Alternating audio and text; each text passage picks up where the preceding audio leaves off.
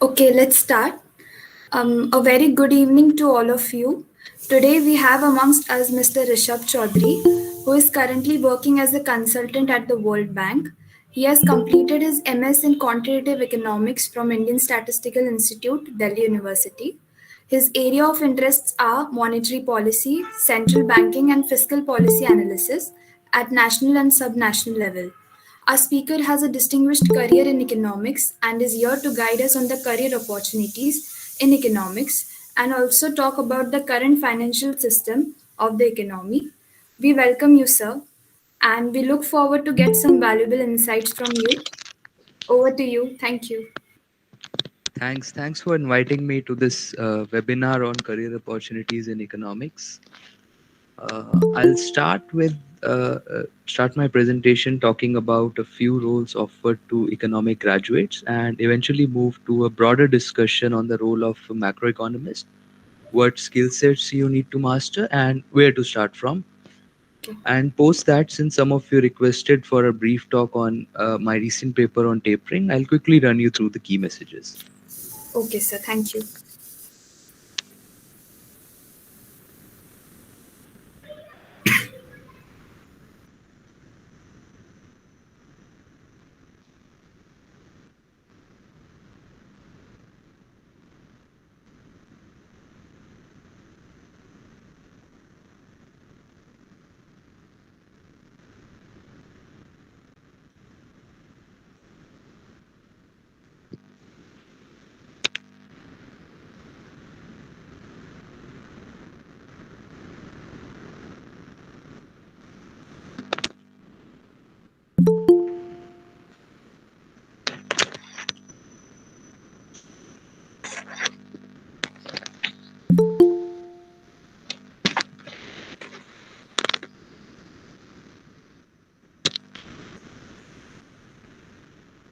Is the screen visible? Um, no, sir. Yeah, Okay. visible. So, uh, I'll just give you a brief overview, and I'm sure you all are aware of these roles available to any economics graduate.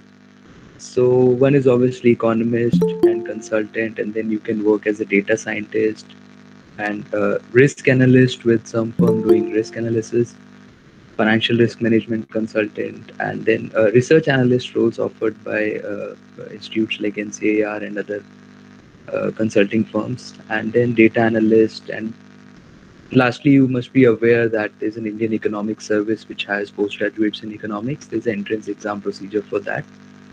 So these, I think you guys must be aware of these roles offered. And data scientist, I'll just very quickly run you through what each of them means.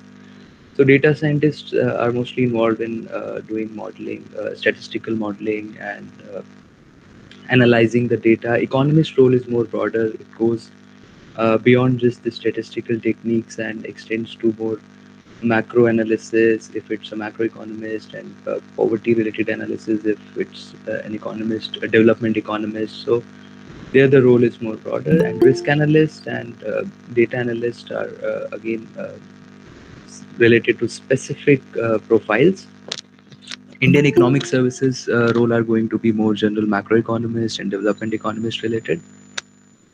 Now, given my current role, I'll focus on what an economist and a consultant who works on macro related work, what do they do? So, first thing they work on is macro modeling and forecasting, which so this role is basically offered by many corporates and treasury teams at investment banks.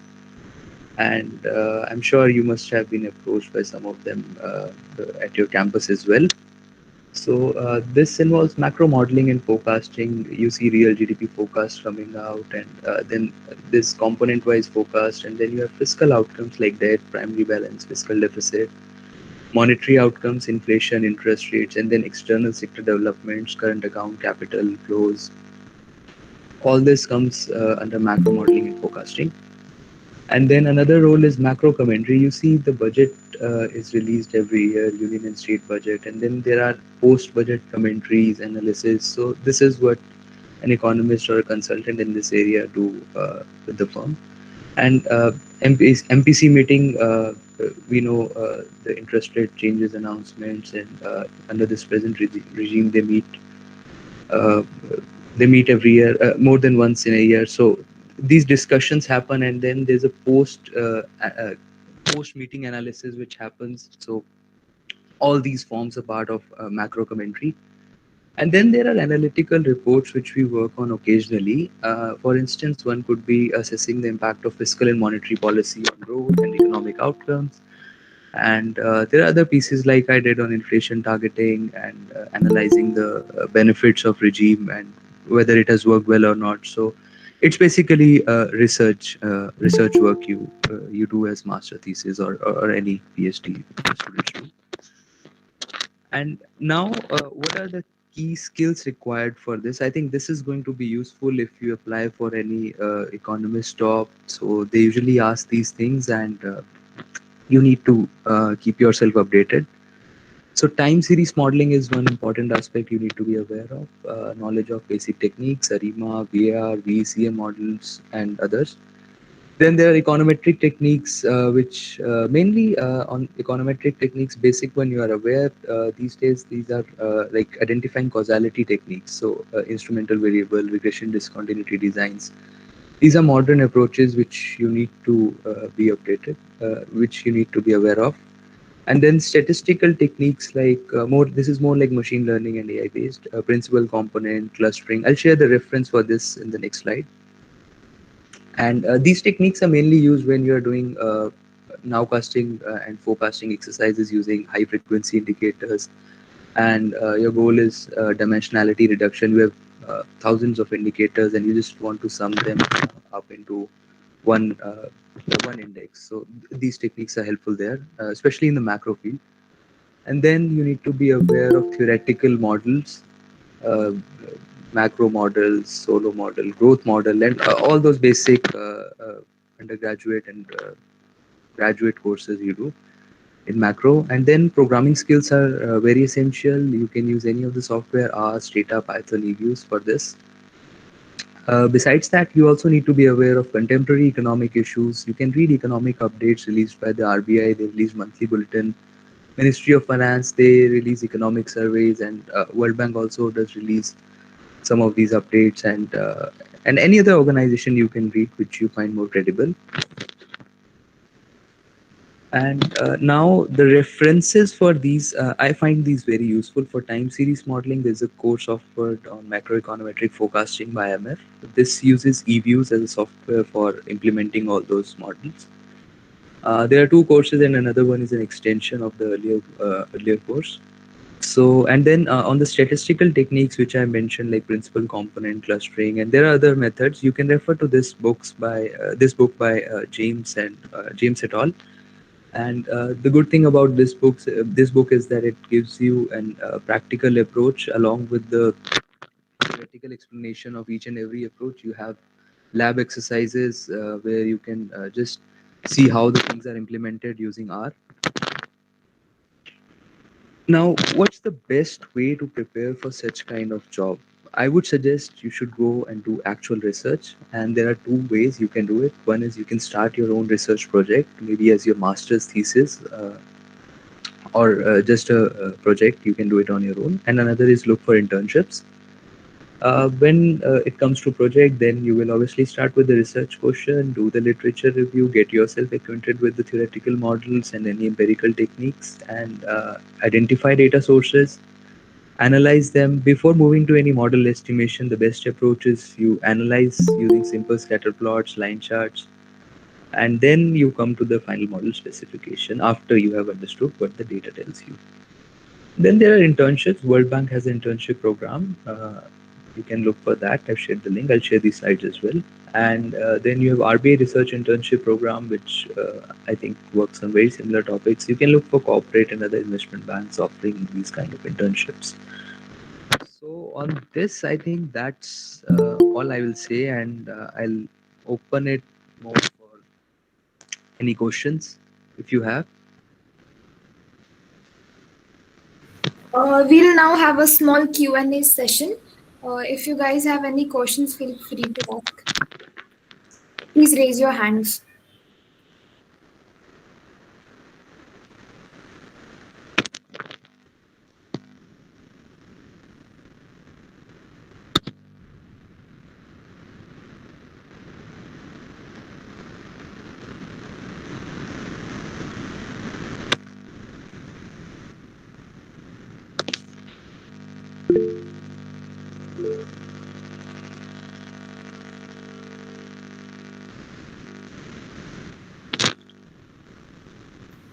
Yes, you I can can ask. see, yeah, I can see some of you have raised hands, so please ask. Sir, my question is which programming is very important, like R or Python or EBU, sir? Sir, Yes, mean, you need, which, you're asking which one is important. yes, sir. One out You of can three. opt for any of this. It's not compulsory. If you're comfortable with R, you can do it in R.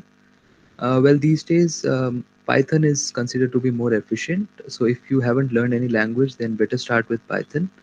And eViews, if you see, there are more formal courses offered using eViews, so that will help you and save your time. Instead, you implement those codes yourself. You will just have the codes ready if you do it in eViews. But it's up to you. There's no specific language you need to. Okay, sir. Thank you, sir.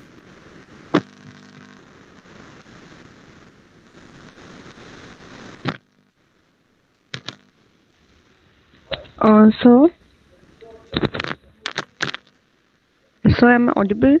Yes, yes. So, in case we want to write a research paper and we need to start from scratch, so what approach should we apply to write a good research paper? Like, if we have no clue about it, how to go about, then for a beginner, what should be the approach? So, as I mentioned, you should be aware of the contemporary economic issues. So, if you know that, uh, if you're reading newspapers and you read economic survey and RBI bulletins, you must be reading the theme what is going on. They may be talking about that monetary transmission in India is weak or strong. Then there you have your question. You need to test whether monetary transmission is strong or weak, whether the current regime has helped or not. And so, just to give you an example, these days you must be aware that government is talking about the capital expenditure and its potential impact over other kinds of expenditures. So then there comes your research question. You can test whether capex stimulates growth. What's the multiplier value? So I think if you're aware of the contemporary issues, you can begin with the question. Okay, sir.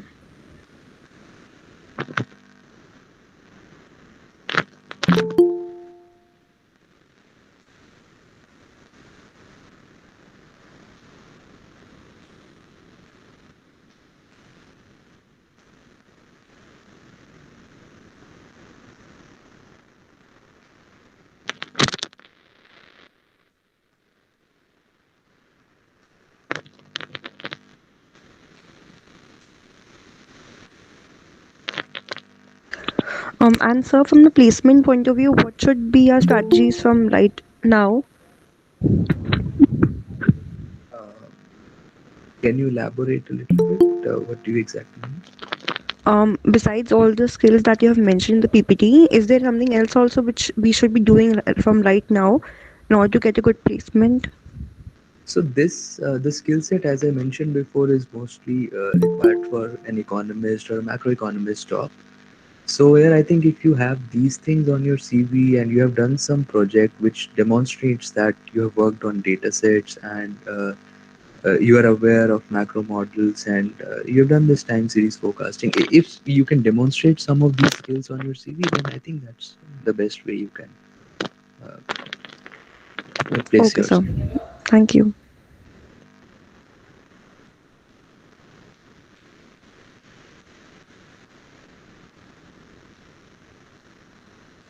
Uh, so, am I audible?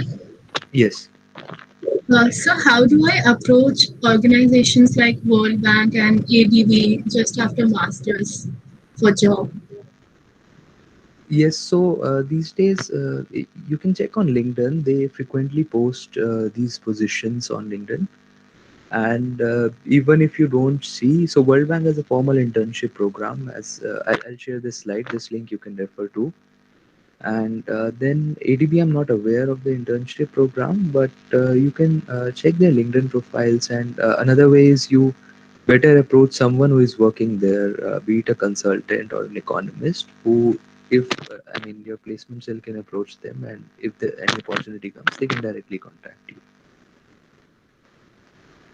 But mostly, these positions require like 1 or 2 years of experience. So, I mean, as I said, if they feel like you have those skill set on your CV already, like you worked on some research project or interned with some organization, be it for 2 3 months only, and you have demonstrated that skill set, you can work easily with the data, you can do all this modeling exercises, then I think it will help you.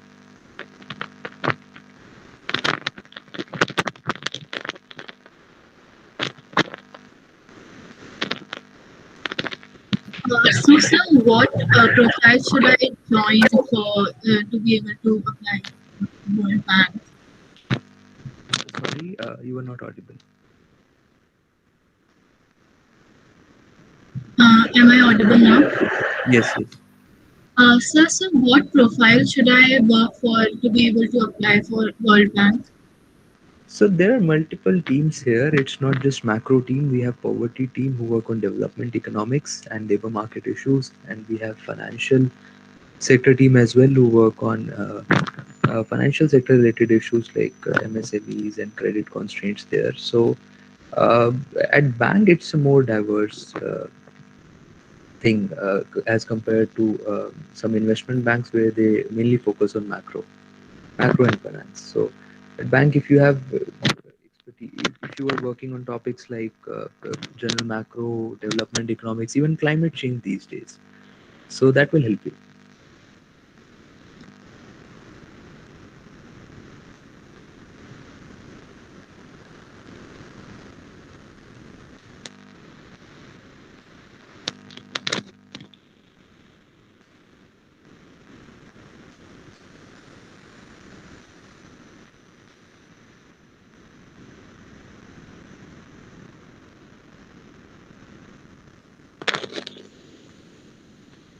Any other question or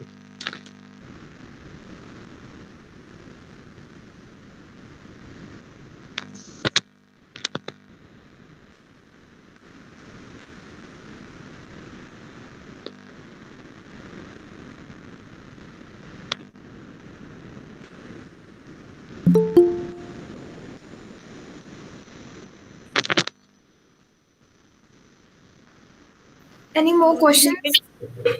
Yeah. Yeah, Soumya, go ahead. Yeah, good evening, sir. You told us that you're currently writing a paper, you're working on a paper. Can you tell us about that paper? yeah, uh, I'll share a few slides just after this Q&A on that. It's about tapering talk. Okay, sir.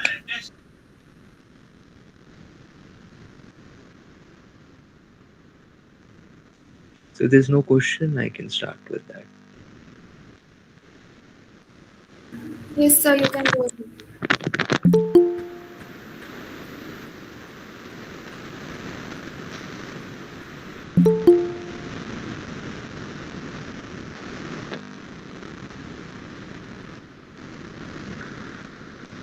Can you see the screen, the tapering this time?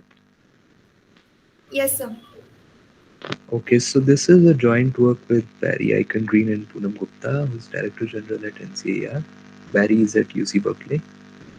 The views expressed are personal and doesn't reflect the views of any organization we are associated with. So where comes the motivation? So one of you has asked, so how do you get motivation for the research question? So on November 3rd, 2021, Fed Open Markets Committee announced that it would reduce the scale of its asset purchases by $15 billion a month starting immediately. Now the question comes whether emerging markets such as India need to prepare for the replay of taper tantrum of 2013. This was the motivation. We checked whether the fundamentals have changed since then, or like what position we are in.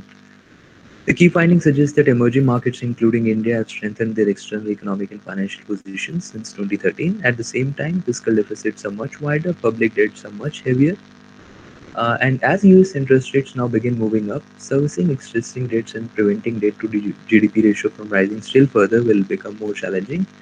Either taxes have to be raised or public spending must be cut to generate additional revenues for debt servicing. These were the key findings. And very quickly, I'll run you through these charts. We see that real GDP growth. So the black dots are 2010 to 12 averages, and 2019 to 20 averages are these bars. If you look at India, this is in blue. We stand relatively high compared to other EMs on the growth, but if you look at compared to 2010-12, it's lower. Growth is lower, and even inflation is lower. And next, current account deficits. If we look at, we have smaller current account deficits. India is here in the middle. And real effective exchange rate, again, the appreciation is lower. The positive denotes appreciation, negative is depreciation. We see that appreciations have been lower. If you look at the wider EM context. And credit growth is muted. Capital inflows are smaller. A part of the reason for smaller capital inflows is the sell-off episode which happened in the COVID period, the first quarter of 2020.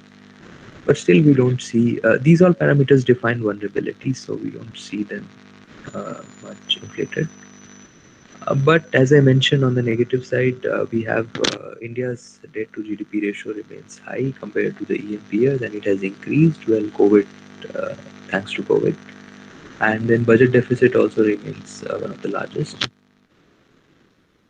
Now, interest rate differential, which determines how your debt to GDP ratio is going to play out in the future. The differential has been favorable for us. Well, in COVID,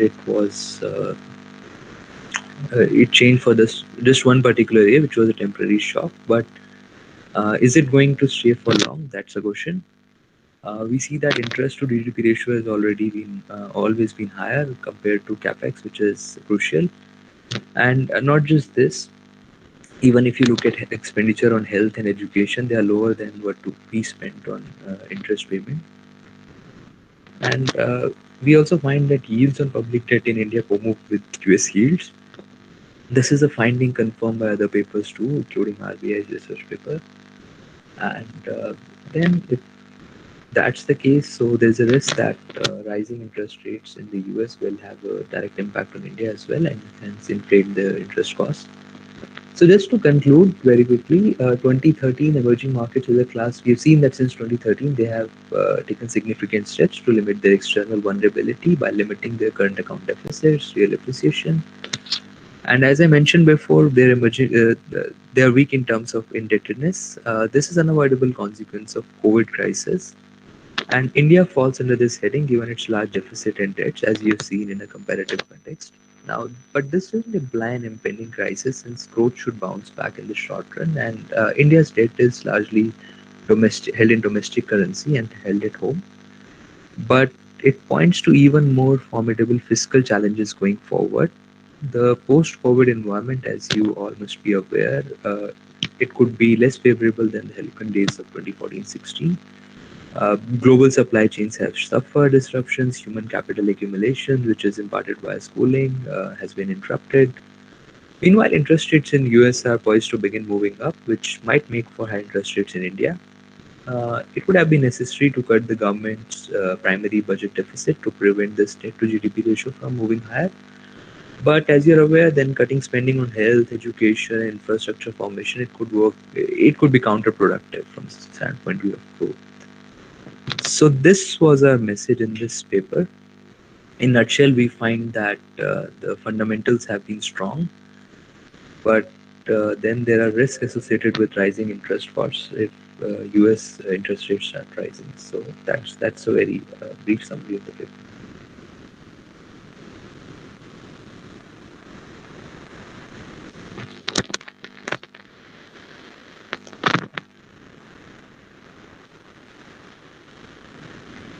Any questions, comments? Any questions?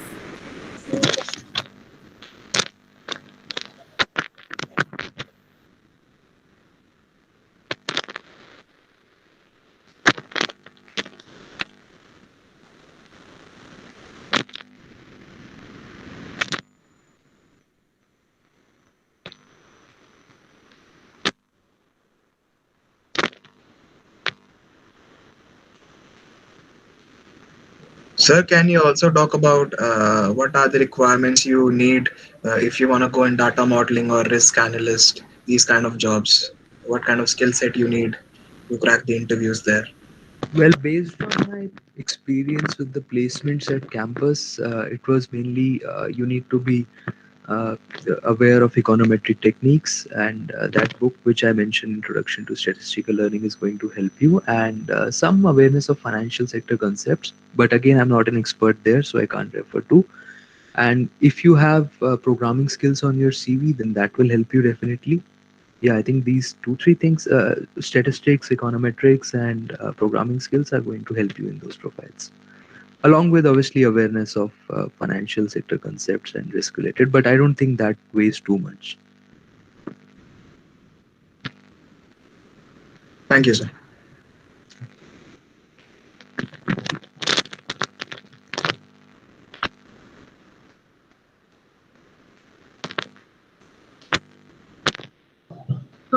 Sir, am I audible?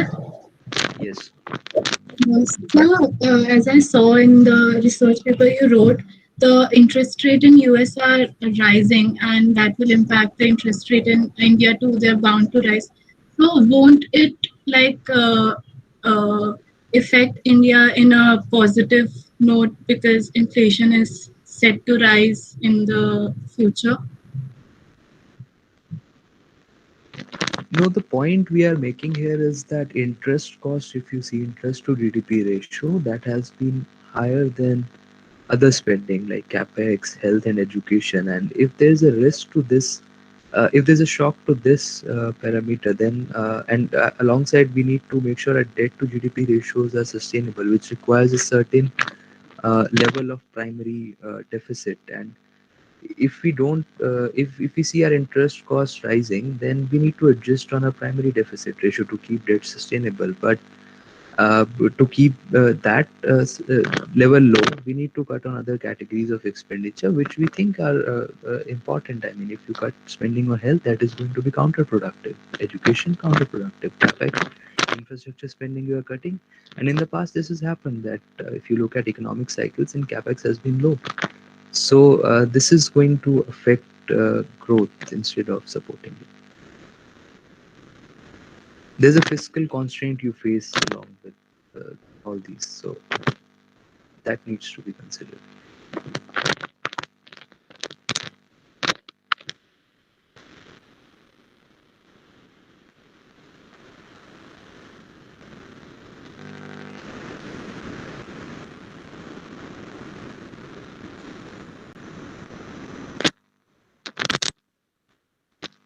Any more questions? Or we'll wrap it up.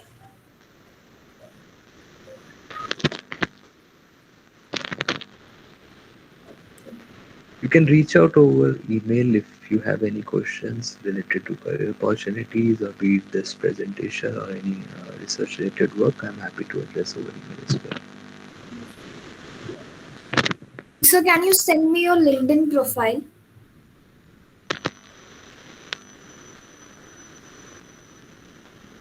Hello? Sorry, Can you send me your LinkedIn profile? LinkedIn profile, you mean email ID or LinkedIn email? No, LinkedIn ID. Okay, I'll share. Okay. Sir, also, can you share this research project with us? Yeah, sure. I think I shared with one of your batchmates. It's available publicly. It's an NCAR working paper, but I shared with one of your batchmates, so maybe they can forward. Yes, I will forward it. Thank you, sir. Okay, so we have come to the end of our webinar. I would like to thank Mr. Rishabh on behalf of the placement cell of GIPE for sharing his valuable time and for his guidance. And would like to thank everyone for attending the webinar. I hope all your doubts were cleared through this session. Thank you. Thanks. Thanks. Thank you, sir.